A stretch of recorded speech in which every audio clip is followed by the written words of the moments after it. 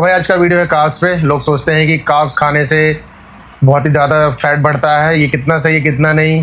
तो आज इसको साइंटिफिकली समझेंगे और क्यों एथलीट्स मोटे नहीं होते कार्ब्स लेने की वजह से।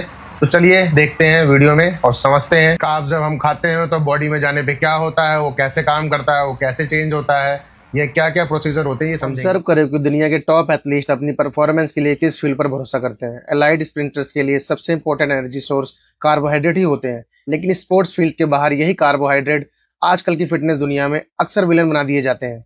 कार्बोहाइड्रेट को ओबेसिटी और मेटाबॉलिक डिजीज की सबसे बड़ी वजह बताया जाता है, लेकिन ये सोच अक्सर इस बात को समझने में गलती करती है कि हमारी बॉडी कार्बोहाइड्रेट को प्रोसेस कैसे करती है।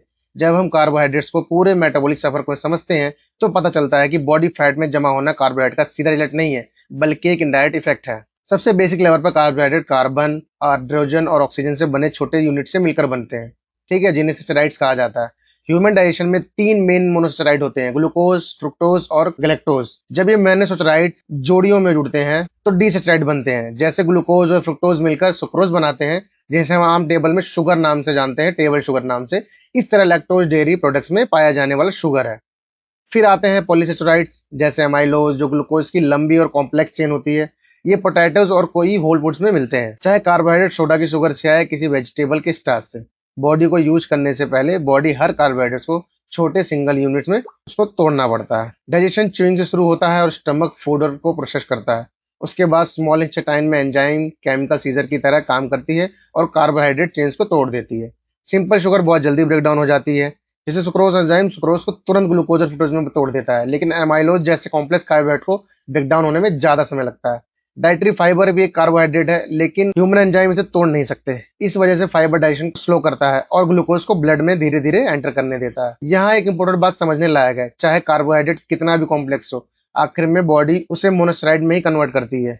ये शुगर इंटेस्टाइन की वॉल क्रॉस करके ब्लड स्ट्रीम में एंटर करते हैं और लीवर तक पहुंचते हैं। लीवर सबसे पहले फ्रुक्टोज और गैलेक्टोज को कैप्चर करता है और उन्हें ग्लूकोज में कन्वर्ट कर देता है। इसी वजह से फ्रुक्टोज को अलग से डिमोनाइज करना हमेशा सही नहीं होता। लीवर प्रोसेसिंग के बाद ब्लड में रिलीज होने वाला फाइनल प्रोडक्ट ज्यादातर ग्लूकोज ही होता है, चाहे ग्लूकोज टेबल शुगर हो या किसी हेल्दी सुपरफूड से।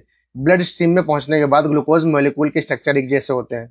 डाइटरी फैट सीधा बॉडी के रूप में स्टोर हो सकता है, लेकिन कार्बोहाइड्रेट को फैट बनने से पहले एक एक्स्ट्रा प्रोसेस से गुजरना पड़ता है। बॉडी ग्लूकोज को ग्लाइकोजन के रूप में स्टोर करती है।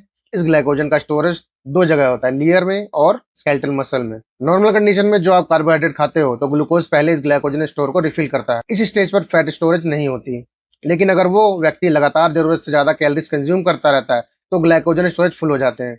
जब स्टोरेज कैपेसिटी भर जाती है तब एक्स्ट्रा ग्लूकोज को बॉडी फैट में कन्वर्ट करना शुरू कर देती है। यही असल स्पिल ओवर इफेक्ट है। इसका मतलब कार्बोहाइड्रेट खाने से सीधा फैट नहीं बनता, फैट बनता है जब कैलोरी सरप्लस लंबे समय तक ग्लाइकोजन स्टोरेज की लिमिट को पार कर देती है। एथलीट्स के मेटाबॉलिज्म को देखो, इंटेंस एक्सरसाइज मसल ग्लाइकोजन को तेजी से खाली करती है, इसलिए एथलीट्स को कार्बोहाइड्रेट की जरूरत होती है ताकि एनर्जी लेवल मेंटेन रहे। अगर एंडोरेंस एथलीट का ग्लाइकोजन स्टोर पूरी तरह से खत्म हो जाए तो ब्लड शुगर डेंजरसली लो हो सकती है और परफॉर्मेंस कोलैप्स कर सकती है।